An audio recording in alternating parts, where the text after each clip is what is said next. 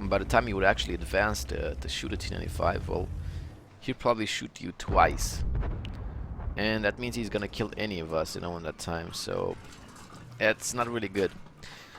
I just stay with my target aimed there, and I decide to do a full clip blind shots. Yes, poor credits are gonna cry now.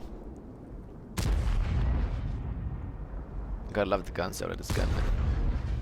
And I know it's not good to stay here anymore, so I decided to go around and try to, you know, to push behind the building somehow, so I not get shot by the T-95. But I think I got spotted by the T-28 prototype there, but the T-28. Yeah, another TD, you know, just shows how bad it would be to actually push in there. But I gotta go on Flankerino, and at this point I think the T-10 started going in more, so I got some side shots on the T-95, which is also tracked. Land one. Second one I think went too low on the tracks and it bounced.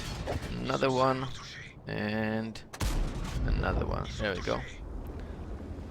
Well, I don't have time to get to these guys in time, I guess. And the T-28 is most likely gonna die. There we go. Well, managed to get 3 gun Marcarinos. I didn't get the ace tanker, but I got a high caliber, 65k credits, 1724 XP, 5328 damage, 2 kills, 1149 base XP.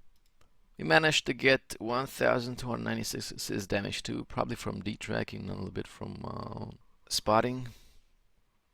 And of course we lost 40k credits. Well, that's because I'm using strong coffee, and I also fired all my APCR shells, all my 16 APCR shells. Well, that's pretty much it. I hope you guys enjoyed the 3 gun arc video on the AMX.